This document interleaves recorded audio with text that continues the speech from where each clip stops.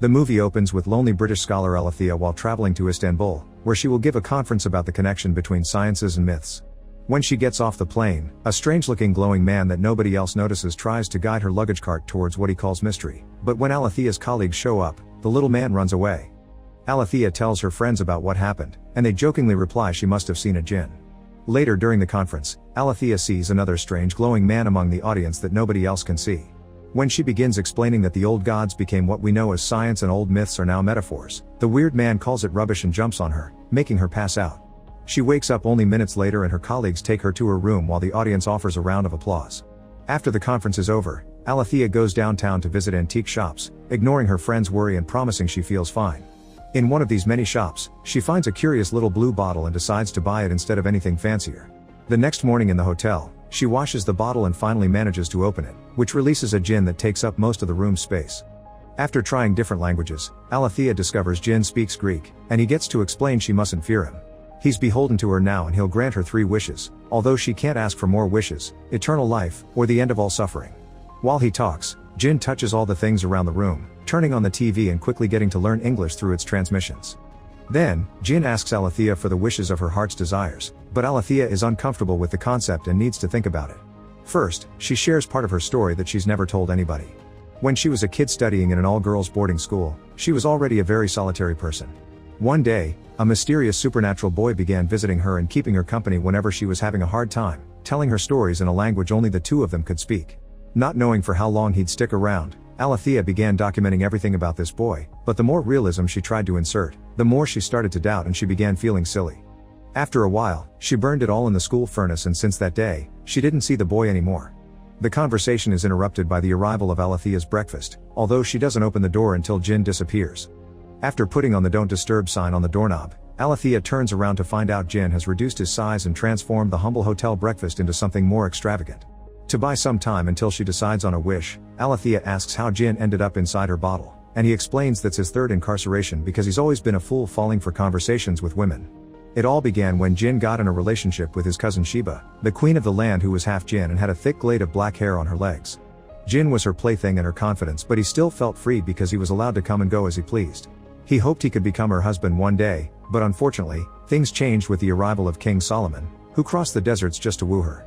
Jinn warned Sheba against him, and she promised no mortal could ever conquer her, but eventually she gave in to his charms and even removed her leg hair with wax to spend the night with him after the wedding.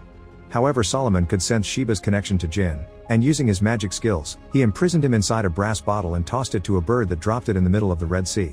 Jinns don't sleep, so for the first 100 years, he raged against his fate and prayed for freedom to every god under the sun. In the end, he tricked himself and prayed to remain in the bottle, hoping that pretending to yearn for nothing would get rid of the pain. Unfortunately for Jinns, not having wants is the closest thing to death. Now they're back on the topic of what Alethea's heart desires. She explains she's successful and has everything she needs, even if she has no children, parents, or siblings. She used to be married to a man she met at school, but after she had a miscarriage, their relationship broke and they got a divorce. Her husband moved out with a new lover, and to this day, Alethea still keeps a few of his things in a box in the house.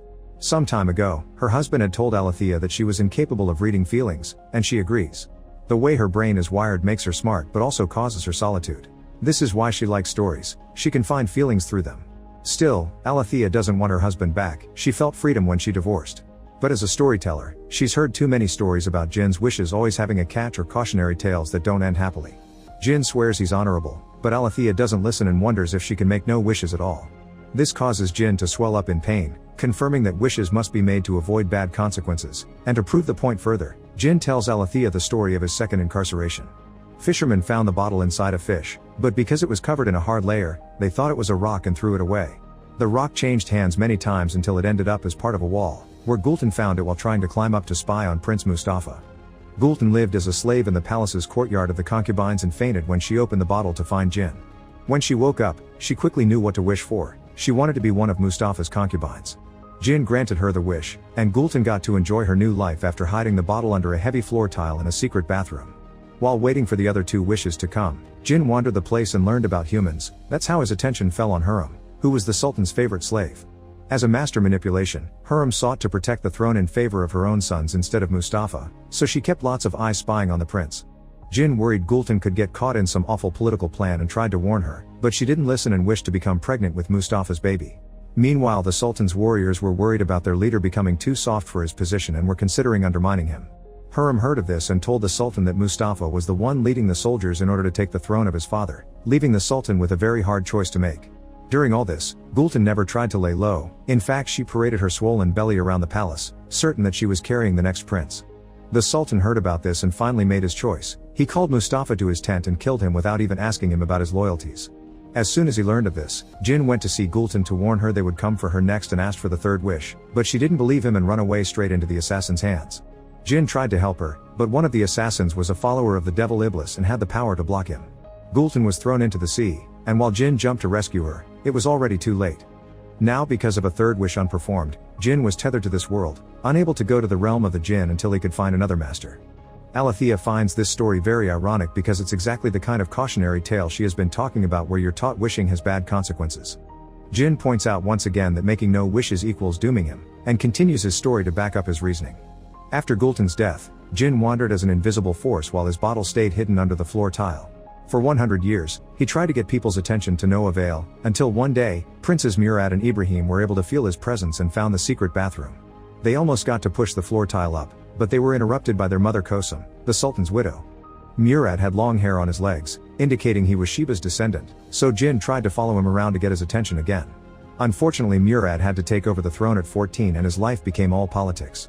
While an older Murad led armies on the battlefield, Kosum locked adult Ibrahim in a room with a bunch of women, hoping he would produce a male heir and protect the family's place on the throne. Ibrahim loved the idea of spending every day with women, and he chose voluptuous and immense beauties, believing that the more flesh the bigger the pleasure. When Murad returned to the palace after the war, his soul was rotten with blood and trauma. Worried about possible competition, he thought of murdering Ibrahim, but Kosum stopped him just in time by pointing out Ibrahim is too lazy to plan a riot. Still, Kosum couldn't risk losing her babymaker, so she kept Murad drunk at all times and hired storytellers to distract him. Murad hated them and killed them if they didn't escape fast enough, but one day, an old man finally managed to charm him with his tales and became Murad's only friend. When the old man died, Murad got extremely drunk, and in that weak state of mind, Jinn got his attention at last. While Murad got to find the abandoned secret bathroom again, unfortunately, he was too weak to even open the door, and afterward, Murad drank until he didn't wake up ever again. Nobody else could sense Jinn then, and Alethea is very understanding of how that loneliness feels because she's felt it too. Back to the story, Ibrahim had to be dragged out of his room to be sat on the throne, and he appointed his favorite concubine Sugar Lump as governor of Damascus. Because of this power, Sugar Lump was free to roam, and she eventually found the secret bathroom. Her size broke the tile when she accidentally fell on it, allowing her to find the bottle. Sugar Lump didn't trust Jinn when he showed up in front of her since he kept begging for a wish and smelled bad. Thinking he could be a trickster, Sugar Lump wished Jinn was back in his bottle at the bottom of the Bosphorus. In Alethea's eyes, this story proves once again that wishing is a bad idea. She thinks she could give Jinn to another person more open to the idea, but Jinn refuses to get back in the bottle. Next, Alethea makes 3 quick wishes, but they're silly things, like wishing for a sip of her tea. Therefore they don't work, since the wishes need to be a heart's desire. An argument ensues where Jinn calls Alethea a coward, and in return, Alethea begins wondering if she should wish they never met. This causes Jinn to cry out, begging her to stop as his bottle breaks and a sudden force makes the electronics malfunction for a few seconds. Alethea guesses this has happened before, and Jinn proceeds to tell the third and final story. Zephyr was a foundling, married at 12 to a wealthy merchant much older than her. This merchant had 2 older wives that disliked fire, and she felt that everyone in the house, including the servants, was always mocking her. The bottle came to her as a gift from her husband, who saw it fall from a fish the cook was opening. After she was done satisfying him as thanks, Zephyr managed to open the bottle. Jinn quickly noticed how bright she was and shared his story with her, prompting her to share in return all the things she had built in her free time. Unfortunately, nobody took her seriously because she was a woman, and that judgment made her feel like a witch with unused power. Her first wish was to ask for as much knowledge as possible, and Jinn was glad to grant it by offering Zephyr piles and piles of books. To hide these books from her husband, they put them inside magic bottles. Jinn spent all his time with her, teaching her all kinds of sciences and languages, and they eventually fell in love. The more she flourished, the less shy Zephyr became, and she began reveling against her husband. Unfortunately, his cravings for her were an obsession, so when Zephyr had to give herself to her husband, Jinn would leave the room and roam the skies to gather new stories he'd tell Zephyr when he came back. Her second wish came when she was unable to finish an ancient mathematical question, thus she asked to perceive the world as genes do. This allowed her to see all the solutions she needed. It also got her pregnant with Jinn's baby. He was incredibly happy with her and didn't want to leave for the realm of Jinn anymore, so he stopped Zephyr from making the third wish. This angered Zephyr, who then thought Jinn was trapping her as her husband did. Whenever a new argument began, Jin would put himself inside a bottle to calm her down, but the last time, Zephyr couldn't take it anymore and wished she could forget she ever met him. Magic allowed her to forget it all in an instant, and Jin once again got stuck inside a bottle. After hearing this last story, Alethea finally knows what to ask for. She thinks she's here to love Jin, and she wishes for him to love her in return, that way their solitudes can be together. Jin accepts and they spend a lovely night together. The next day, Alethea has to go back to her home in London and offers Jin a new bottle so he can travel with her. At the airport, she tries to keep the bottle in her pocket, but the scanner detects it and security makes her put it on the tray. Alethea almost has a breakdown thinking the scanner or the conveyor belt would break the glass, but thankfully the bottle survives the inspection. Once they arrive, Jin has to get used to the big city because all the constant noises and electric waves in the air overwhelm his senses. The two of them begin a peaceful content life together, and whenever Alethea has to work, Jin takes the chance to sneak around to watch humanity's latest inventions, like advanced surgery techniques and the collider. One afternoon, Alethea comes home from work and finds Jin in the basement sleeping, which he isn't supposed to do. His body is slowly becoming ashes because of the effect the city is having on him. Thus Alethea uses her second wish to make him speak again. Then, the two of them have an important conversation where Alethea realizes she shouldn't have forced love between them, so she decides to finally set Jin free. The bottle breaks and Jin returns to his original realm after Alethea falls asleep. The next morning, she puts the few things Jin got to use inside a box and puts it away next to her husband's. 3 years later, Alethea has finished writing and illustrating a book with all of Jin's stories. Suddenly, she's surprised to see Jin show up in front of her. Now that he's healthy again, he can visit her from time to time, helping her chase her solitude away in a more natural way. Make sure to subscribe and turn on notifications so you can watch more videos like this. Thanks for watching.